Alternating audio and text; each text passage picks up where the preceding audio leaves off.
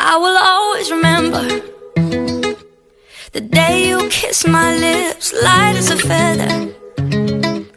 And it went just like this. No, it's never been better than the summer of 2002. We were only 11. Assalamualaikum warahmatullahi wabarakatuh.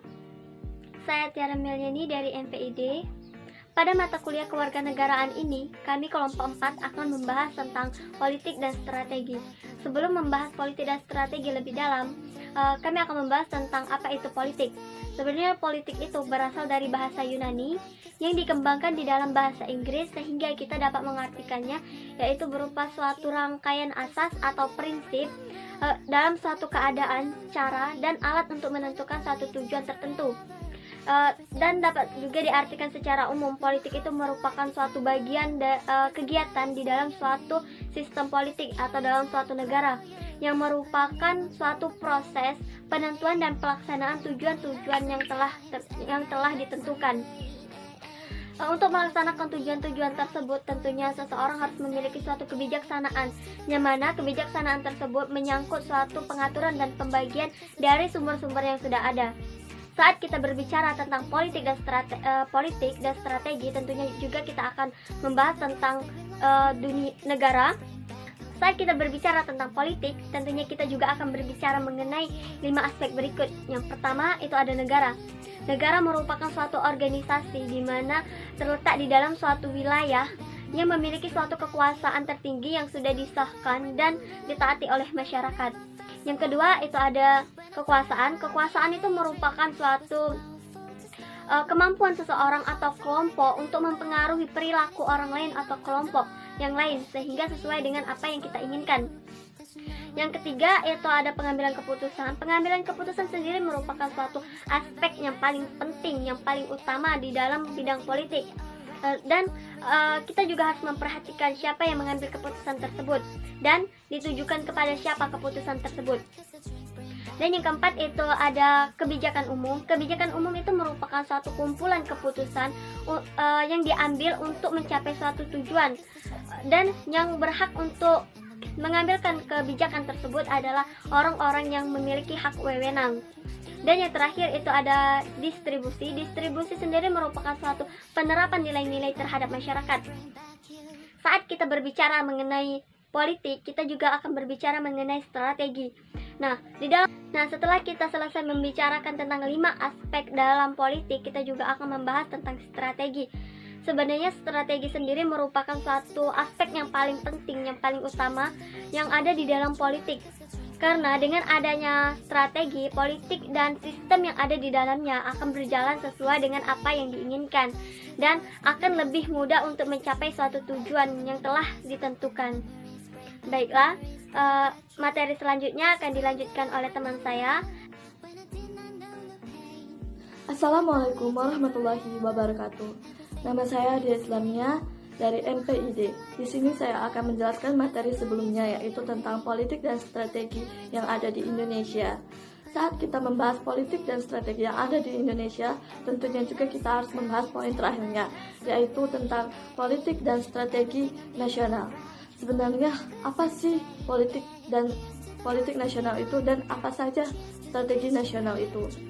Politik nasional adalah asas, haluan, usaha, serta kebijakan negara tentang pembinaan serta penggunaan kekuatan untuk mencapai tujuan nasional. Sedangkan strategi nasional itu adalah cara melaksanakan politik nasional dalam mencapai sasaran-sasaran dan tujuan yang telah ditetapkan oleh politik nasional.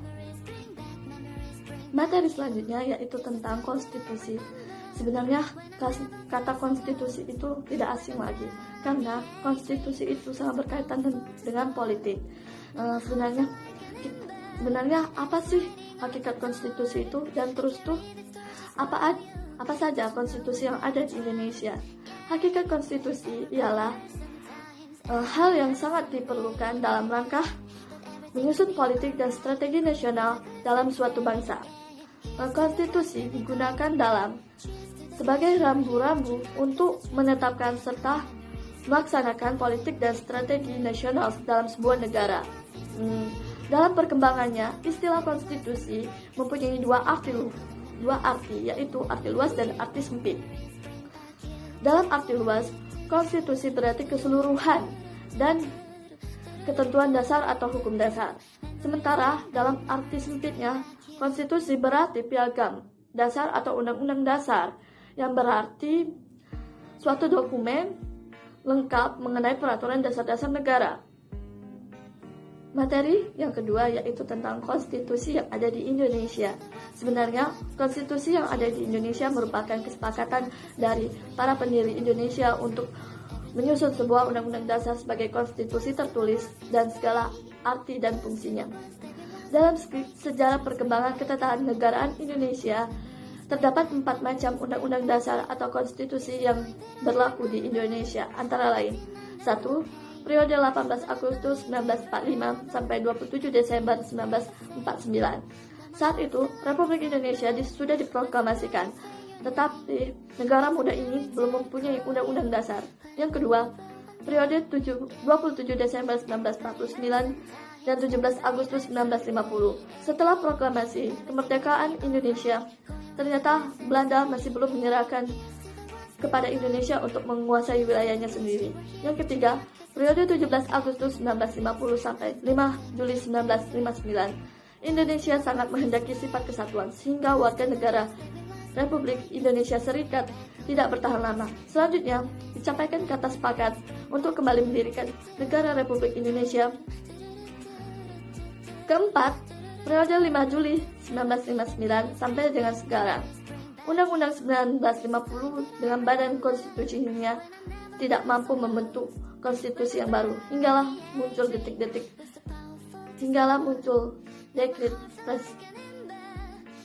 dekret yang membentuk konstitusi baru.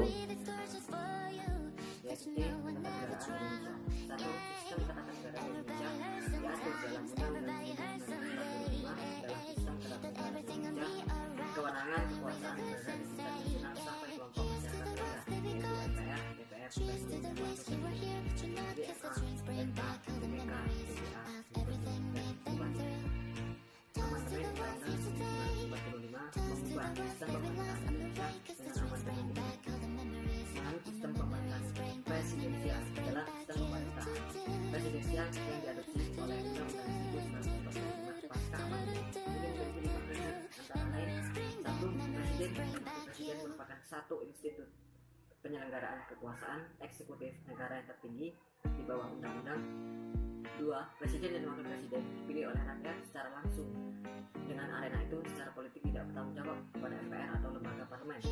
Presiden dan Wakil Presiden dapat diminta bertanggung jawab secara hukum apabila Presiden atau Wakil Presiden melakukan pelanggaran hukum dan konstitusional. Jika membicarakan mengenai lembaga negara, maka sistem ketatanegaraan Indonesia berkaitan dengan kewenangan negara menurut konsep politik adalah pemisahan kekuasaan atas 3 lembaga negara, yaitu 1. Kekuasaan legislatif antara kekuasaan yang membuat undang-undang skala nasional yang disebut kekuasaan pemerintahan negara menjadi 3, antara lain: 1. Kekuasaan legislatif adalah kekuasaan untuk membuat undang-undang parlemen negara. 2. Kekuasaan eksekutif adalah kekuasaan menjalankan undang-undang yang dijalankan pemerintahan.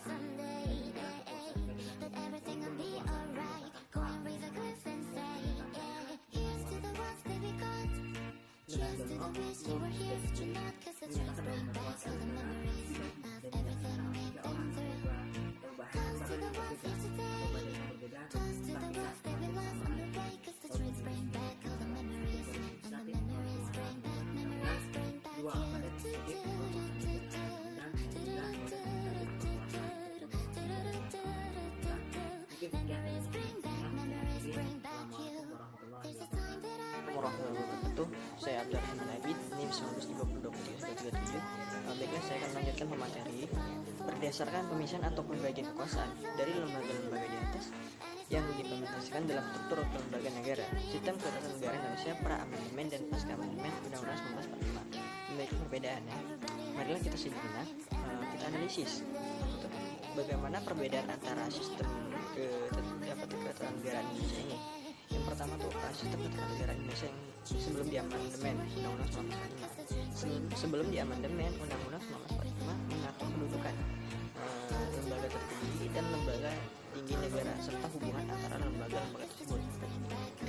undang-undang ini merupakan hukum tertinggi gitu loh. Kemudian kedaulatan rakyat diberikan seluruhnya kepada MPR atau lembaga tinggi seperti itu. Mendistribusikan kekuasaan atau distribution of power ya kepada 5 lembaga tinggi sejarah antara lain. Yang pertama Mahkamah Agung, itu yang pertama. Kedua Presiden. Ketiga Dewan Perwakilan Rakyat atau DPR. Keempat Dewan Pertimbangan Agung atau DPA. Dan terakhir Badan Pemeriksaan Keuangan BPK. Dan selanjutnya yang kedua ini ya, B, sistem ketatanegaraan Indonesia setelah amandemen Undang-Undang 1945 gitu. Sesudah amandemen Undang-Undang 1945 menyatakan bahwa undang-undang merupakan hukum tertinggi, di mana kedaulatan berada di luar tangan rakyat, ya kan? Dan dijalankan sepenuhnya menurut Undang-Undang Dasar. Undang-undang memberikan pembagian kekuasaan atau division of power pada lembaga negara dengan kedudukan yang sama dan sejajar antara lain. Yang pertama Presiden dan Wakil Presiden, itu yang pertama.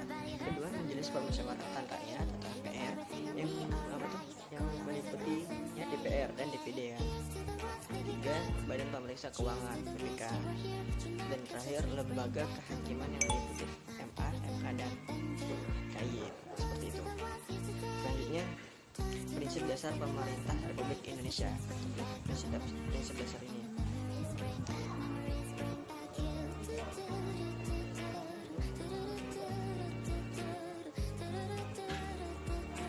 di prinsip dasar pemerintah Republik Indonesia ini ada golongannya ya. Yang pertama tuh ada negara Indonesia berdasarkan atas hukum bukan kekuasaan seperti itu.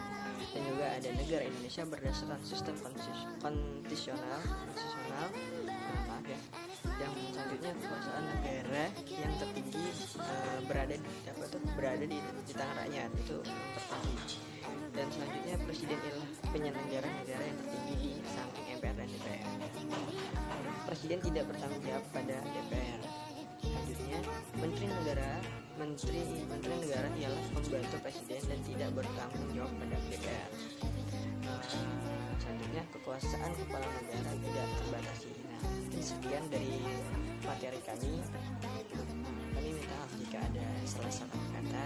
Kepada Allah subhanahu wa ta'ala. Akhirul kalam wabillahi taufiq wal hidayah. Assalamualaikum warahmatullahi wabarakatuh.